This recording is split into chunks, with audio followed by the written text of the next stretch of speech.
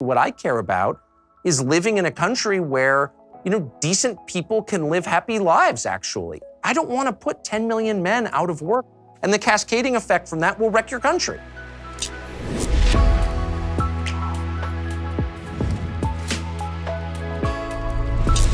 Hey, and welcome to the Sunday Special. I am super excited to be joined by Tucker Carlson, and we're going to jump into his brand new book, Ship of Fools, which is already a massive bestseller on the New York Times charts and on charts that are more reputable than the New York Times charts. And we'll get into all of that in just a second. But first, we have to talk about your imminent death. So you're going to die at some point here, and that's why you need life insurance. Life insurance isn't the most enjoyable thing to think about. Most people don't like thinking about dying, but having life insurance is a really good feeling because you know that if you do plot, your family won't have to start a GoFundMe to stay afloat. Policy Genius is the easy way to get life insurance online. In just 2 minutes, you can compare quotes from the top insurers to find the best policy for you. And when you compare quotes, you save money. It is indeed that simple. Policy Genius has helped over 4 million people shop for insurance, placed over $20 billion in coverage. They don't just make life insurance easy. They also do disability insurance, auto insurance, home insurance. If you care about it, they can cover it. So if you've been avoiding getting life insurance because it's tough or confusing, give Policy Genius a try. Just go to policygenius.com, get your quotes, apply in minutes. You can do the whole thing right now on your phone. Policy Genius is indeed the easy way to compare and buy life insurance.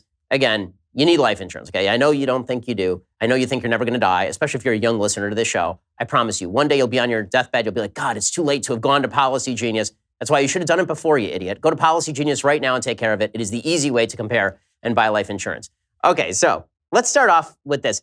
A lot of people don't know your actual background, like where you came from, because folks sort of exist in the immediate ecosystem. So yes, they do. Where did you come from? Where did you grow up? How did you become Tucker Carlson, the biggest host on cable news? I filled a job that was open. Chance plays a massive role in life, which is part of the thesis of my book, and it's unacknowledged.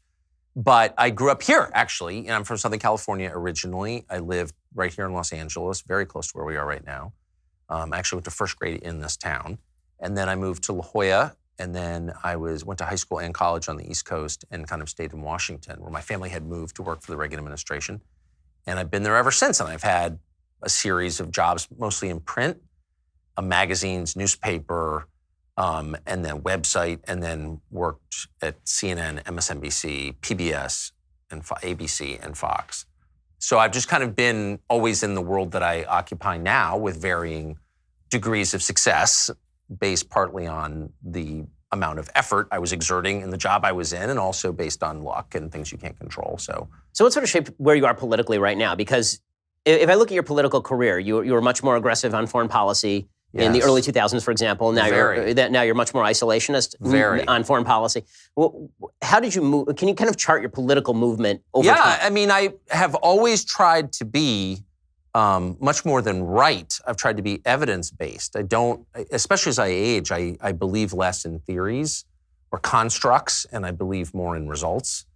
And I also believe in honesty.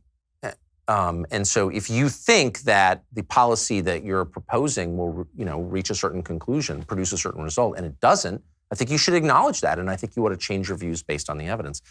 And so to bottom line it in a sentence, America has changed so dramatically in the 49 years that I've been here that, why wouldn't my politics change? They've changed completely on all kinds of different issues. I was once pretty stridently pro-choice and for the death penalty. And now I have very strong feelings in the opposite direction. I've supported all kinds of things that turned out to be wrong, but that's the point. They turned out to be wrong.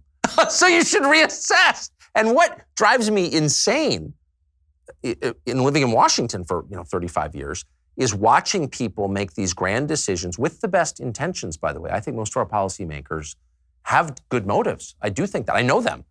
But they watch their policies fail.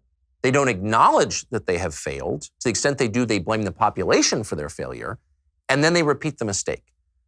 I have a bunch of children. I'm never surprised when they make a bad decision, ever, because people do. They're human. I am too. What I require is that they acknowledge that they've made a mistake, that they say sorry, and that they try better based on what they've learned from that mistake. And that's exactly what doesn't happen in Washington, and that's why I'm mad.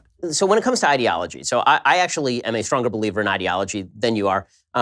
One of the reasons being, it seems to me that the way that we determine whether an appropriate metric for success has been achieved is ideologically based, meaning that we can both look at the same policy and I can say that its goal was achieved, and if you're using a different ideology, then maybe its goal has not been achieved. So what's your metric for success on particular issues? So I guess I move by instinct increasingly, again, as I age. Your view changes, I think. Mine has.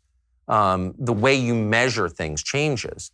I increasingly distrust complexity in worldview. So I start with where I want to end up. What's the goal? What kind of society do you want to live in? You want to live in a place where the family is basically unmolested, where the human conscience is totally unmolested, where you acknowledge you can control people's behavior. You can tell people you can't do that. We all have to live together. You can't sleep in a crosswalk. Sorry, it's not allowed. But what you never do is try to control or mandate what people believe. That is a kind of, that's a sphere that you would never violate. And so in the end, you want to live, if you're in a democracy, any democracy, you want to live in a country where the middle class, normal people, with 100 IQs making 80 grand a year can lead, productive, meaningful lives unbothered by the people in power. And they have the hope, at least, that their kids can do slightly better than they have. That was kind of the rule for a lot of certainly the post-war period in this country, and it no longer is. So my question always is not like what party wins or, is my economic theory validated or not? It's, can we get back to that? Or can we get as close to that as we possibly can?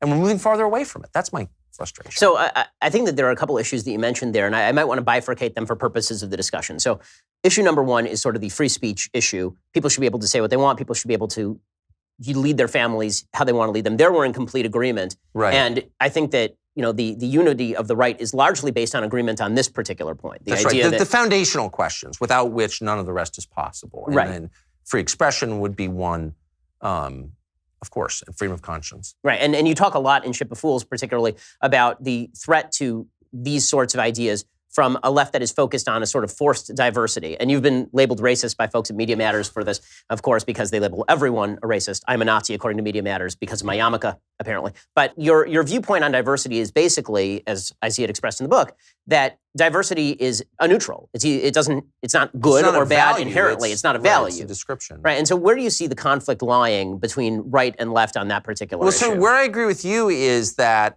while, as I noted, I am distrustful of complex ideologies, I do think that you need to start with certain things that you believe are true and act on them if you want to get to the place you desire to be. So what I just noticed, just as an American, and I'm not an intellectual, I'm a talk show host, so this is a very obvious thing, that our national motto has been redefined to its mirror image. So of course it was out of many, one.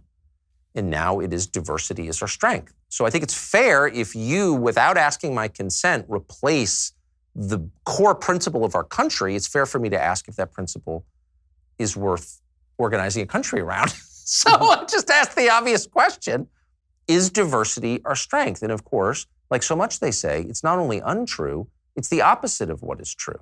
It is never true that diversity is our strength. I'm for all kinds of diversity, but they're not our strength. So in other words, is it true in your marriage? The less you have in common with your wife, the stronger your marriage is? We don't even speak the same language. That's why we love each other so much. Is it true in your business? We don't know what we're all doing here. Is it true in the military? No, it's insane, actually. It's the opposite, once again, of what is true, what is observably true. So I just noted that. And by the way, at the same time I noted it, as I did, 50 nights in the past 200 nights, I made the case explicitly against racism, which is you are not responsible for your immutable qualities. You can't control your height, your hair color, your DNA, what your parents did. None of that is your fault, and you should not be punished for it or rewarded for it. That is an argument against racism, explicitly. And so for that, I'm a racist. It's like, no, you don't understand. I'm arguing against all kinds of racism. I think it's a really dangerous way to see the world. And anyway, whatever. They don't mean anything they say. They throw at you the very things that they are doing in order to silence you. And I just happen for this brief window of my life to have the freedom to say what I think is true, and I'm going to. It seems to me that this is actually the major rift in American politics. And I want to get to your economics in a second, because I think there we actually have some substantive disagreements. Yeah. But, there's a lot of talk these days about political realignment. And I wonder if it's not really political realignment that's taking place, but a hunkering down of the far left into the diversity politics, identity politics, and then just the backlash to that. Because it seems to me that was the real dividing line between Obama and Trump, is not even on economics, where in some areas there's actually some sort of populist agreement. That's exactly but it's really right. on these sort of cultural divisions where President Obama was basically saying, we can be divided into various ethnic groups, all of whom have been victimized by America, and then we can create a coalition of the dispossessed to come back in and sweep into power, and the new demographic shift will basically buoy our boat all the way to victory from now until the end of time. And then the backlash to that was, well, wait a second. You guys don't get to do identity politics when you've been saying that identity politics is what's wrong with America for generations correctly. So why are you doing that now? Well, as a practical matter, it just doesn't work. I mean, countries don't hang together by accident, particularly large, diverse ones that don't have a majority in any category. So if you don't even have a shared language or history or culture, why would you why would you remain united as a country? And the answer, which I actually believe in, is that you could hang together around a common idea, a common set of beliefs. Here's what we're all for. But our ruling class, and I do think this is the least responsible, the most reckless thing they have done, is they have not only failed to come up with what that set of common beliefs is, they have argued against the fact that it should exist. And so and what they're doing clearly is, it's not complicated. They're dividing in order to rule, of course, what the British did in India. But that's the shortest term thinking. That's like day trader thinking. do you know what I mean? Yeah. So what do you think are those common ideals? You say that, there's certain things that you think are just basic to being American. What are those common ideas? I guess I'd start with the Bill of Rights. That's not hard. Do you know what I mean? Since it is a founding document, it's the foundational document. But I think, look, you'll notice the book is long on diagnostics and short on solutions because that reflects who I am and what I do. I'm not a policymaker at all. I'm an observer. I'm not a deep systematic thinker. Again, I'm a talk show host. Right. So I'm pretty good at telling you what I think is wrong. It's not as clear how you fix it other than go back to the obvious things. Like demand that everybody who comes to this country for economic opportunity, for example, or for the safety of our rule of law, also buy into the things that makes all of us Americans. It's not complicated, really. I would start with the Bill of Rights. You have an absolute right as defined in 1967 by the Supreme Court, but also by sort of centuries of tradition here in this country, which we inherited from another culture across the ocean, to believe what you believe. Unmolested, period. It's an absolute right. You can't violate my conscience. And that right is under assault, not by a political party, but by, in effect, a secular evangelical faith, which we're calling progressive or liberal or whatever, but it's not. It's a species of religion that seeks to convert by force and that is deeply anguished and concerned that other people disagree. So I doubt you go home tonight and fret at any length over the idea that somewhere in Williamsburg, Brooklyn, someone disagrees with you on an issue. You're just probably not even thinking about it. Exactly. I'm not famous for my character. But I can promise you somewhere in Williamsburg right now, someone is lying in a studio apartment fretting that in the far reaches of Red Clay, Alabama, someone's not fully on board with the bathroom program. They're really bothered by that. And they need to do something about it. So actually, it's an asymmetrical contest between one group that wants to affect policy outcomes and the other group that wants to convert by the sword. So it's the religious people versus the political people. And I don't even think we acknowledge that most of the time. So one of the things that you do in the book, and I wanted to ask for clarification on this because you've mentioned the words elites a few times. Yeah. And when I talk about elites, what I've really tried to do is distinguish elites from elitists. Right. Because elites to me are folks who very often, you have elite in every field. You have elite in the NBA because they're the best basketball players. Right. You have elite economically, many times because they went to a good school and because they have generated some sort of service or good that a lot of people want to buy into. And then you have elitists who are, in my opinion, the people who are really the problem, the folks who think that they ought to be able to cram down their values on somebody else.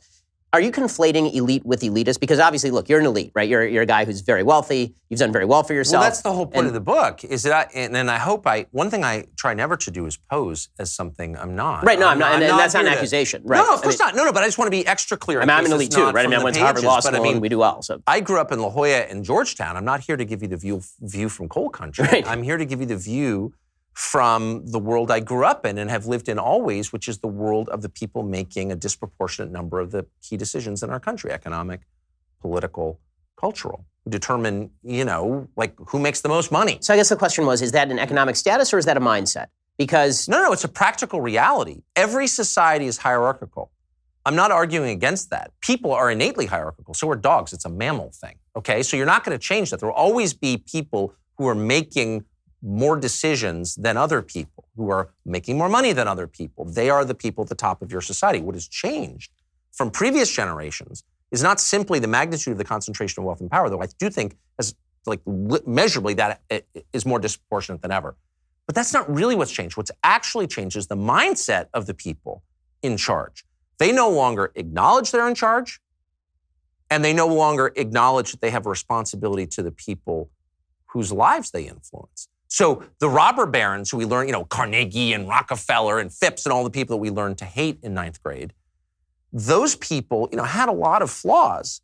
And I do think the concentration of their wealth was a threat that did justify what Teddy Roosevelt did. You know what I mean? Breaking up the trust was really important to allow capitalism to continue. But one thing I would say in their defense is they knew they were in charge. They admitted it, and they understood that it came with obligations because it always does. If you're a parent, you're in complete charge of your children. You can do whatever you want to them. You can make them wear funny hats, dance on one foot. You can make them speak a different language. You can do whatever you want. They're your kids. You're God. But with those rights, your rights as a parent, come obligations to take care of the people over whom you have control. And that is what has been lost. And so Travis, the teenage billionaire who ran Uber, founded it, oversaw the second biggest employee workforce in the world, and yet he didn't claim them as employees. He didn't pay their health insurance. 1/3 of them lost money working for him. Now, you could say, well, it's the free market. Okay, fine. But it doesn't absolve him of his core responsibility. If you're creating a hierarchy of responsibilities, first is to the people closest to you, and that would include your children, your spouse, your employees, and then to the world. They've inverted that. So Travis was always lecturing the rest of us about police brutality or Black Lives Matter or global warming or whatever. What he was doing was displacing his responsibility from the real and the tangible to the theoretical and cost-free. So I would get these notices on my Uber app being like, let's pause for a moment to remember the victims of police violence, which, that's fine. But before you start lecturing me about my moral inadequacies and about how you care more than I do, maybe you could pay for the health insurance of your freaking employees, pal, Mr. Teenage Billionaire Guy. So this is actually part of a much larger syndrome that grows out of the meritocracy the SAT created 60 years ago, that has convinced the people in charge that everything trust me, this is the world I'm from, that's convinced them that, of course, they're richer and better educated and, by the way, more attractive than the people in the great middle of the country, in the medieval parts of the country. Okay, that's all true. But they're convinced that they're succeeding because they're better. They are better. I'm just a better person. I made better choices than you. This is where I think we come to the second half where we disagree. So I talked about bifurcating sort of the conversation into elite control of your life in terms of family life and everything else, with the economic suggestion that the meritocracy itself is deeply flawed and that the meritocracy can only survive if the people on the top of the meritocracy start to essentially give things away to a certain extent. So the Uber suggestion that you make, for example, the reason that Uber operates with a bunch of independent contractors is obviously because it's less costly. It's because it's less costly that Uber is able to have an extraordinarily profitable enterprise that allows them to have all these independent contractors in the first place. If you have employees, then basically you have a taxi medallion company, and that restricts supply. Obviously, that leads to increased pricing, which leads to more competitiveness with the taxi companies, the worst product for consumers. So the question is, when it comes to this idea that the meritocracy itself is deeply flawed, I want to read you a quote from your book because it struck me, because it's obviously a really well-written book, and it makes some arguments that struck me as actually very much in sync with, for example, some of the things that Bernie Sanders says. So the quote is this. Let me just say, because they are. Oh, so that's exactly what I'm going to ask you in a second. So here's the quote. Prosperity is a relative measure. It doesn't matter how much brightly colored plastic crap I can buy from China. If you can buy more, you're the rich one. I'm poor by comparison. Poverty doesn't cause instability. Envy does. So I actually agree with the last couple of sentences that envy causes instability. But my solution to that is people should actually, it's actually against the 10 Commandments. Like, you should stop worrying about what your buddy has if your life is better. I couldn't agree more. Despite all the talk about economic stagnation in the United States since 1979, you can get a lot better stuff. That cheap colored plastic crap is not just junk from China. I mean, you're talking about better cars, better refrigerators, better air conditioning, bigger houses in many cases. That's great. I'm for that. I benefit for all of it. How's that work? What's the suicide rate doing right now? Well, I think the suicide. So the question is: Is so this we suicide? just elected Donald Trump president, right? As if you needed a clearer indication that there is profound, not just dissatisfaction, but unrest. You would not elect Donald Trump president unless you were enraged and desperate. And so we do not take this seriously. That's the point. So where do you draw the lines then on government control? So for example, there are many lines to look. And let me just say, I'm not a secret socialist. Every view of mine is completely transparent. No, for sure. I'm not accusing you of being. No, I don't think you are. I just want to be clear about it. Yeah. I just think that policymakers never should avert their gaze from the goal, which is a stable society. Stability is underrated. It's underrated because we've always had it. So it's almost like, you don't appreciate a friend until he dies. And you're like, oh man, I wish I'd, told him I loved him or whatever. We've had, with a 4-year exception, almost continuous social stability, the strata upon which we built our economy and our civil society. All of that was possible because we had a stable society. We had a middle class that was the majority.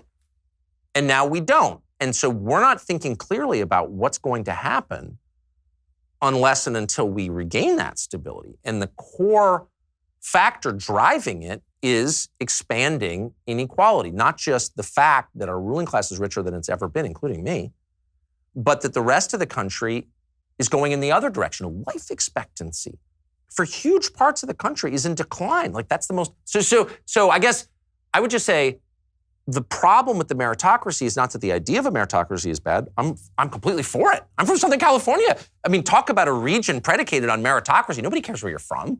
You know what I mean? It's like, what can you do? That's right. That is a core belief of mine. I'm merely saying that if you have an economy that suddenly makes labor valueless, physical labor valueless, and rewards dramatically, I'm not going to say disproportionately, dramatically cognitive ability, what you're really saying is we have a class system based on IQ. Now, Charles Murray wrote a book on this 25 years ago that included a very controversial race chapter, which he never should have included because it obscured the core point of the book, which is what I just said. Right, and then you wrote Coming Apart, which is basically the book without the race chapter. Exactly. Right? Okay, so you always read it, and it's like actually the most brilliant thing I've read in the past 20 years. Those two books together explain what has happened. We have a ruling class that is becoming impenetrable. Actually, you can't join unless you have innate qualities that are the kind of price of membership. I mean, we do have 7 million unfilled jobs in the economy right now. We do. People are moving less, however, than they have in the past 30 years. So the real question is, you mentioned the suicide rate. It seems to me that your explanation of a lot of the social discontent in the United States is economically based. Yes. And for me, I think that a lot of that social discontent is less economically based than spiritually based. But because I think we are more related. prosperous. I'm doubtful, actually. And the reason that I'm doubtful is because we are, as a society, more prosperous than any society in the history of humanity, including the people at the lower end of the spectrum. And that's not to say that there aren't people suffering, but by comparison to any other time in human history, it's not close. No, but I'm not making that argument, though. So this is the Heritage Foundation argument. Like, you're worried about the poor. They have 3-color TVs. I get it, and I believe that for a long time. And I'm for whatever. I don't. Right. You're right. That's great. And I'm grateful that no one is starving and has never starved really in the last 100 years here, including during the Depression. But that's missing the point. What you want is a society that is cohesive, where everyone feels part of the same thing. You don't want the people who are making the huge majority of important decisions to be completely cut off from everyone else for a bunch of reasons. One, it will engender resentment, inevitably, as it has. And the people who feel resentment, since they still have the vote, their labor is worth nothing, okay? That's why labor unions have collapsed. The value of labor has declined over the past 100 years dramatically, but they still have the franchise.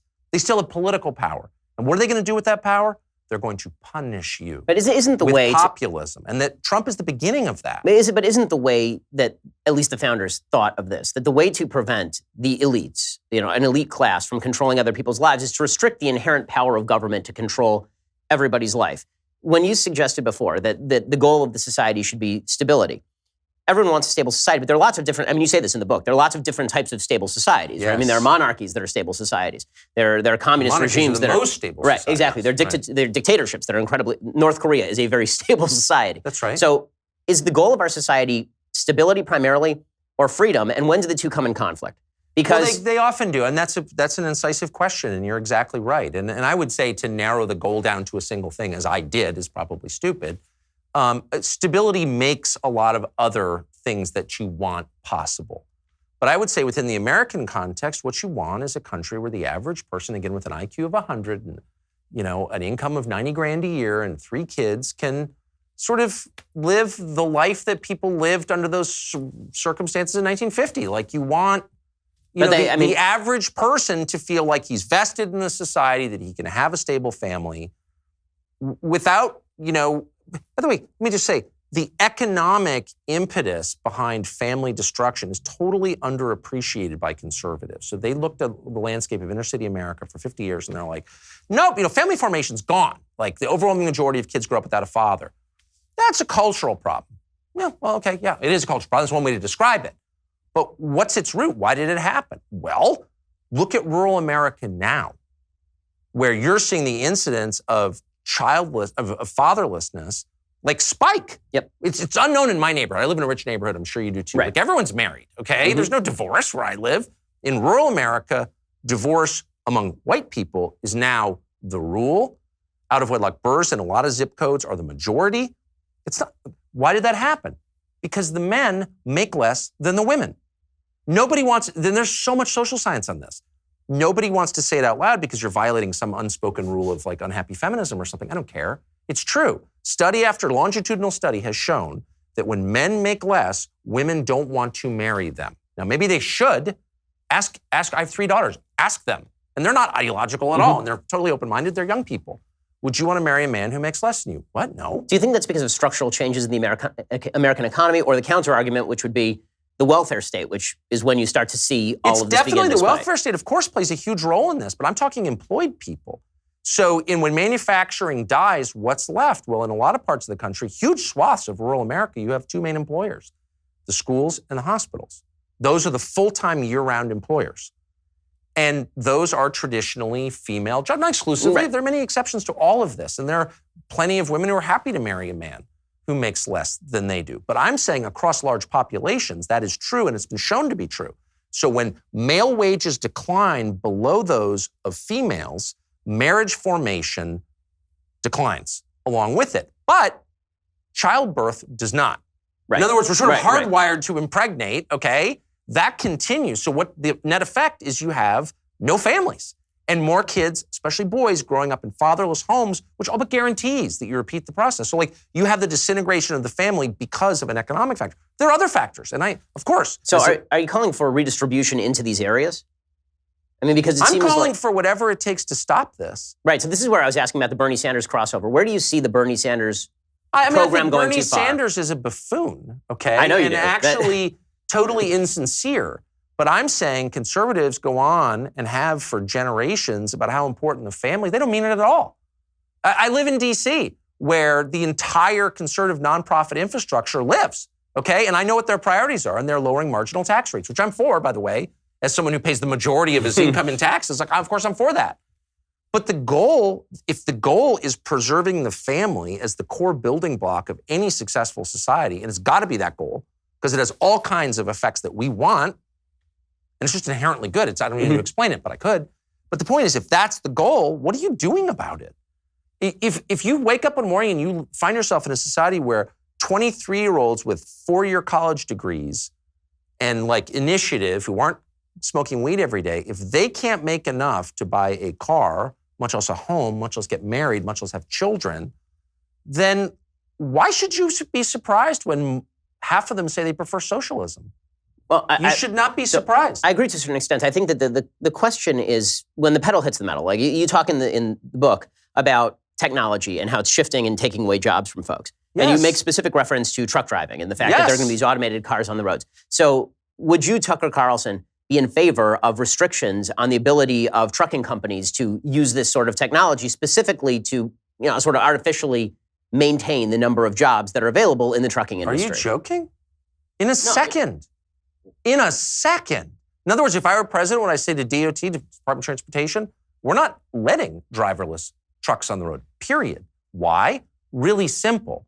Driving for a living is the single most common job for high school educated men in this country, in all 50 states. By the way, that's the same group whose wages have gone down by 11% over the past 30 years. The social cost of eliminating their jobs in a 10-year span, 5-year span, 30-year span is so high that it's not sustainable.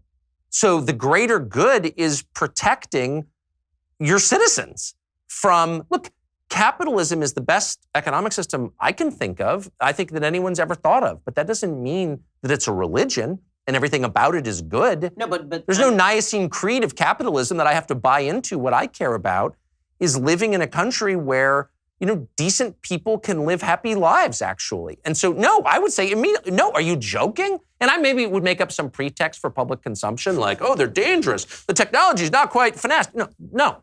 But the truth would be, I don't want to put 10 million men out of work because you're going to have 10 million dead families, and the cascading effect from that will wreck your country. So I'm going to ask about the limiting principle there in just a second. But first, let's talk about Talkspace. So if you're feeling a little bit nervous because of this conversation, because you're one of these people in an industry that's being assaulted by technology, or if you're just a person who is having trouble at home, maybe you need to go to Talkspace. It's the online therapy company that lets you message a licensed therapist from anywhere at any time. All you need is a computer with internet connection or the Talkspace mobile app. That means you can improve your mental health, even if you had trouble making time for it in the past. I'm a big advocate, by the way, of folks talking to somebody if you need to do so. I think it's one of the stupidest stigmas in American life that you're supposed to sit there and try and grit your teeth and make your way through life without any help at all. It's idiotic. If you can't imagine fitting anything else into your life, with Talkspace, therapy is as easy as sending your therapist a message. Get something off your chest whenever you need to. Talk about everyday challenges at work or at home. You can chat about life. There are no extra commutes, no leaving the office, and no judgment. It's a therapy. Right? Remember that therapy isn't just about venting your innermost thoughts. It's about practical, everyday strategies for stress management, living a happier life. Having a therapist simply provides you a designated person for you to talk to, somebody trained to listen, help you make positive changes. The Talkspace platform has over 2,000 licensed therapists who are experienced in addressing life challenges we all face. To match with the perfect therapist for a fraction the price of traditional therapy, go to Talkspace.com/Shapiro. Use that promo code Shapiro. You get $45 off your first month and show your support for this show. That's Shapiro, Talkspace.com/Shapiro. You get that special deal. So back to the technology question. So it's fascinating to me that you're so willing to restrict technology in this particular area, not because it's not a justifiable policy. Not willing. Eager to. Thrilled to do that. What's the limiting principle? Because obviously, jobs are lost in industries through creative destruction and have been for the entire time the free market has existed. Right? I mean, wheelwrights lost their jobs when the automobile was created. What's to prevent this principle that you're speaking up from just becoming Ludditism? That technology is destroying jobs. Well, I don't think just freeze Ludditism technology. is insane. I mean, there were massive costs to the Industrial Revolution. But you say you're a fan of capitalism and development. We wouldn't have all the cool stuff we have, right? I mean, look, I'm for capitalism. I'm for machines. Right. They all but guarantee I'll live way longer than my great-grandparents. I get it. I'm for machines, okay? I'm just saying that there was a cost. Half the world was enslaved for 70 years under Bolshevism because those countries didn't manage, I would argue, the transition from an agrarian economy into an industrial one. That's what that was, okay? So we're on the cusp of a completely transformative revolution, as or more transformative as the Industrial Revolution, and no one is trying to take control of it at all or figure out how to channel these forces into an outcome that we want to live with realistically. And because they're not, you're going to see reactions, and you're already seeing reactions against this stuff that are flat out extreme. So the model, again, is Teddy Roosevelt, who was a capitalist, a patriot, a man of deep faith. He was not anti-business, and yet he restrained American businesses. He broke them up and was hated for doing it in the service of a higher goal, which was a stable, happy country where the traditions could be preserved. If he didn't do that, there's no telling like what would have happened to the wobbly, the IWW or whatever. We could have gone in a totally different direction. I mean, so I will admit I'm not a Teddy Roosevelt fan, and I would have opposed the trust busting. But when it comes to the sort of politics we're talking about, I guess my major question is it a contributing factor to societal unrest to tell people that politics is to blame for the problem? Are we edging on political messianism? The idea that if we just change a couple of policies here or there, then we'll be able to fix everything. When the reality is that, as you talk about, a little bit in the book, what we may be suffering from is an actual spiritual malaise. And maybe economics has something to do with it. I would argue that it has a lot more to do with a generalized move away from social fabric driven by all of the factors that used to exist in churches and all of these things. And that if we are going to maintain both freedom and stability, the John Adams formulation was that this Constitution was only built for a moral and virtuous people. It wasn't built for any other. Got it. There are two ways to actually tackle that. One is to say we are no longer moral and no longer virtuous, so we have to change the freedom. And the other is to say, well, if we want to maintain the freedom, we have to become moral and virtuous again.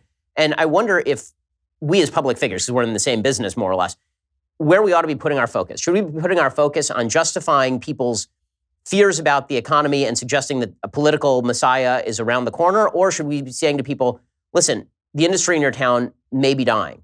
And as a temporary stopgap, perhaps we can stop technology from advancing. Perhaps we can stop trade from eating your job. Or should we be saying to people, listen, America was built by folks who crossed mountains to go to the middle of nowhere in pure risk. And you are guaranteed nothing in the United States but the adventure of your life. There are 7 million unfilled jobs. Maybe we need to actually move. Maybe you need to go to North Dakota and get a fracking job. Yeah, leave your parents' graves in the town you grew up in to move to some soulless city and become a cog in some thing. Well, that's the biblical mandate. Leave the land that you've known and go to some place for adventure. I don't know. It's a mixture of both. And I would, to answer your initial question, anyone who argues that any of this is going to be fixed by a person or a bill that makes its way through Congress or new Supreme Court justice is lying to you. That's a grotesque and dishonest oversimplification of the sort that politicians and, by the way, talk show hosts specialize in. And so to the extent I played a role in lying about that, I'm sorry. I never want to be that guy. I always want to acknowledge how complex and multifaceted all of these problems are, because they are.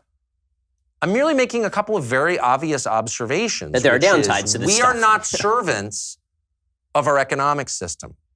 We are not here to serve as shareholders. We're human beings, and our concerns are real. Now, they must be balanced against the concerns of shareholders and lots of other concerns.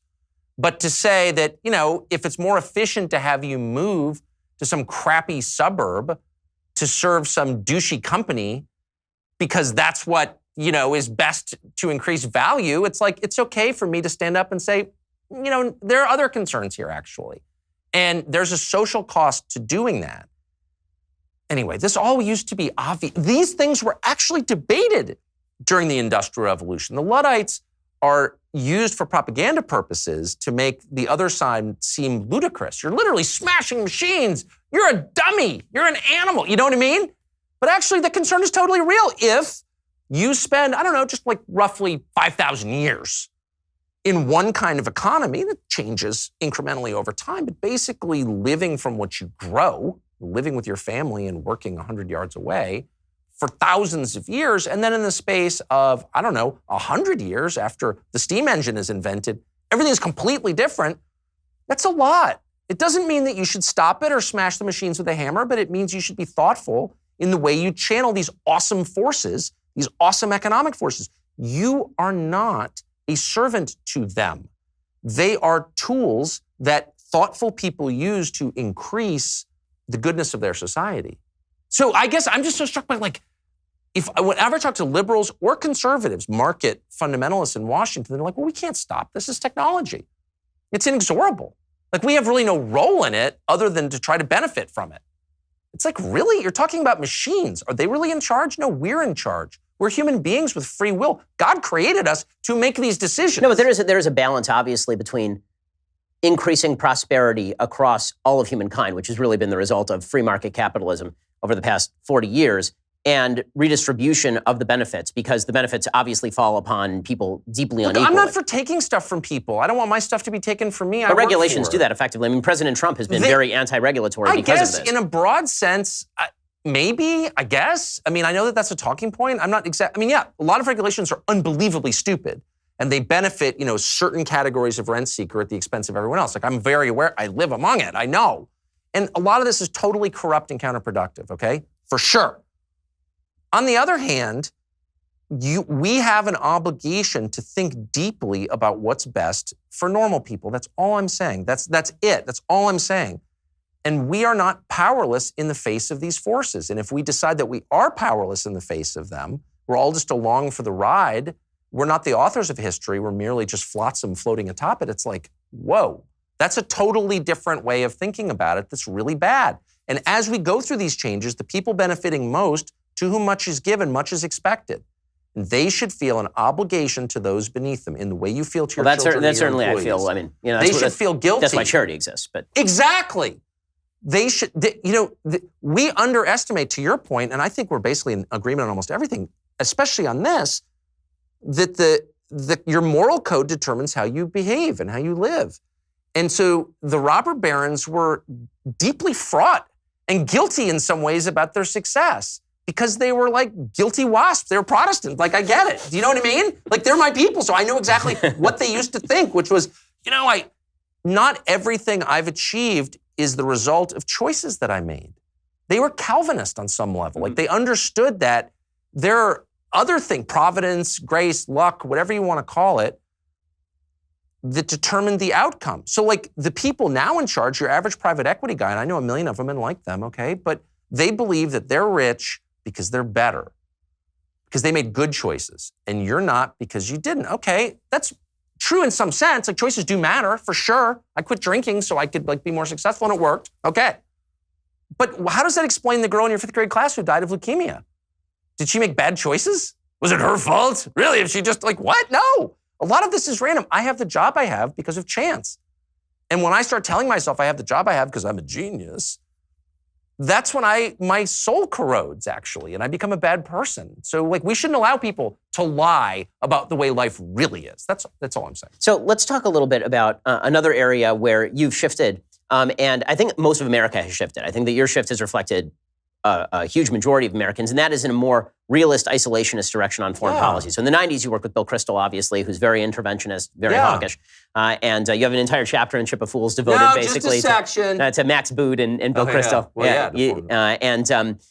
What are when do you think that American intervention is appropriate? When it serves American interests, unambiguously. And by the way, speaking of complicated, I mean, this stuff is complicated. And the one thing that is unknowable is the outcome. You can only guess at its outlines, and often you're wrong.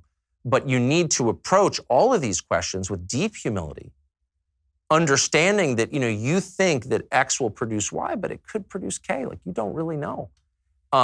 If you do that, it doesn't mean you won't make mistakes. Of course you will, but you'll make fewer mistakes, less profound mistakes. Hubris guarantees disaster every single time, in every context.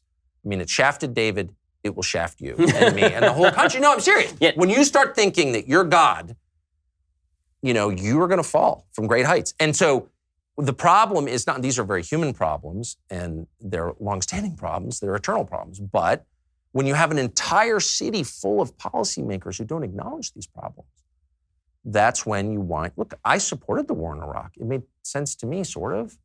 And I was certainly willing to go on faith. And then I went to Iraq and I was like, wait, very soon after, actually, in the winter of 2003, then I was like, this is not at all what I thought. And we don't actually have control of this country. We're not good colonialists because we're not willing to admit we have an empire. The British were very effective, and they could absorb losses like their loss in Afghanistan because they were honest about what they were doing. It was a colonial power that existed for the benefit primarily of Great Britain, also for the edification of the peoples over whom they ruled. There was a component to that. It was a Christian component, an evangelical component to British colonialism. But basically, it was we're acting in the interests of civilization, which we run. We are totally unwilling, as our ruling class is more broadly, unwilling to admit we're in charge.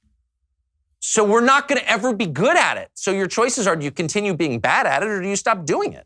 To what extent do you think morality plays a role in foreign policy, if any? Is it again, this is, I guess, back to our basic question. It's the heart of our foreign policy. And the moral question is, what's good for the people in our charge?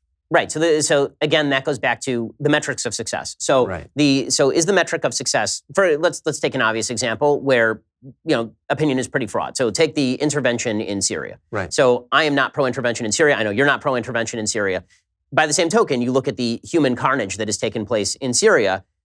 What's in America's interest there? Are we judging that in terms of dollars and cents? Are we judging that in terms of what we would have to sacrifice in order to stop the carnage? are we justifying that in terms of immigration? As you say, it's very complex. It's very complex. And Syria is maybe more complex than in certain other situations. But frankly, let me take a different example. So World War II, when we look at World War II, pretty much all Americans agree we should have been involved. We were attacked by Japan. Germany declared war on us. You have no choice. When you look in retrospect at how we justify our involvement in World War II, most Americans, if asked why we were involved in World War II, would probably not say Pearl Harbor. They would point to ending the Holocaust and defeating Hitler as a moral matter, that these were evil regimes that needed to be defeated. Right. When is humanitarian intervention justified, not based on dollars and cents or based purely on self-defense concerns, if at all? You mean quite apart from self-defense concerns? When just for its own sake, something terrible is happening somewhere in the world. Saving lives. I mean, you have to weigh. That's a Christian impulse. It's a Jewish impulse. It's a decent impulse, I guess is what I'm saying, to want to help people. I think that's right, and we have a robust NGO sector that makes its business doing that. To great counterproductive effect, actually.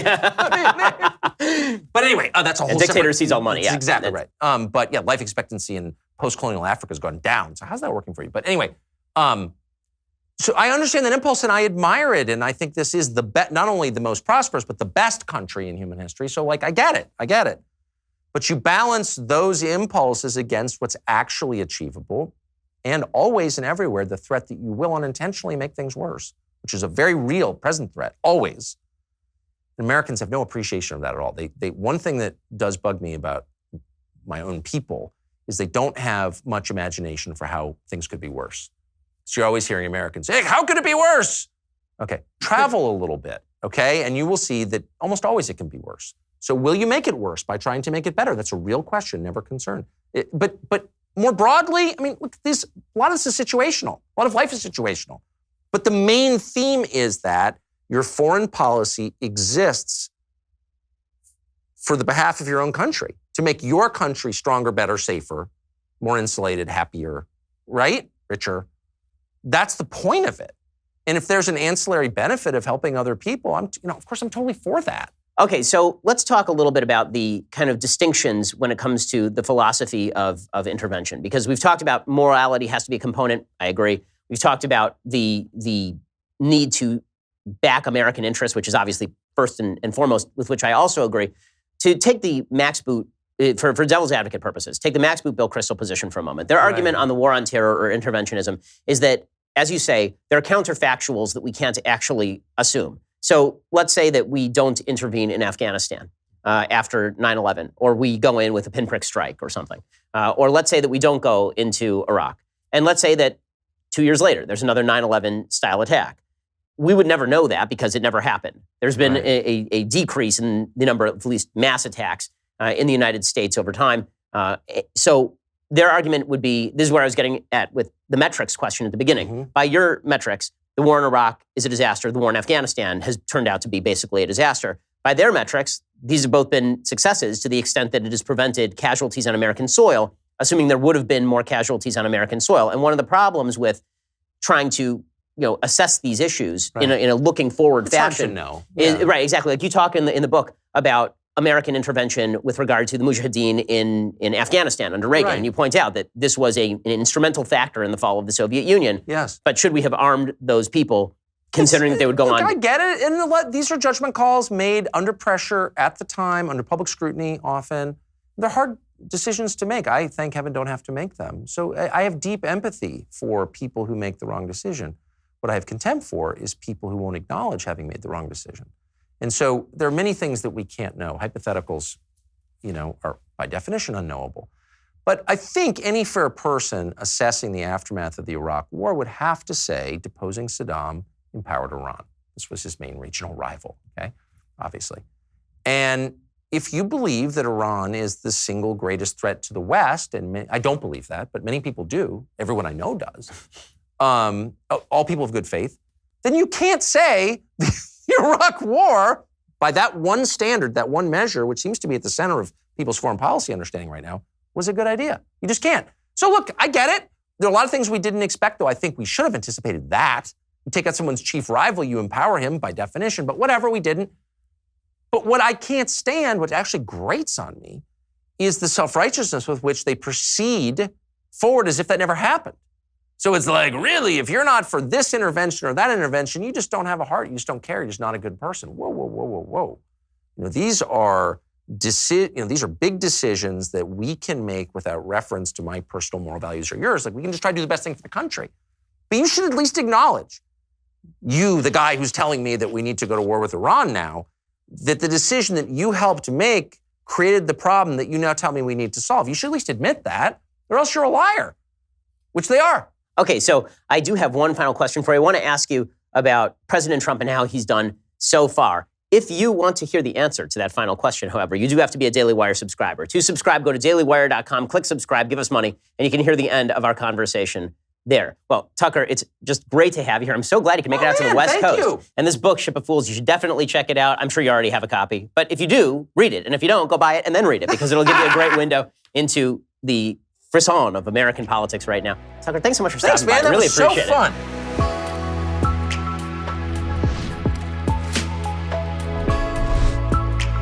The Ben Shapiro Show's Sunday Special is produced by Jonathan Hay, executive producer Jeremy Boring, associate producer Mathis Glover, edited by Alex Zingaro. Audio is mixed by Dylan Case. Hair and makeup is by Jesua Alvera, and title graphics by Cynthia Angulo. The Ben Shapiro Show's Sunday Special is a Daily Wire Forward Publishing production. Copyright Forward Publishing 2018.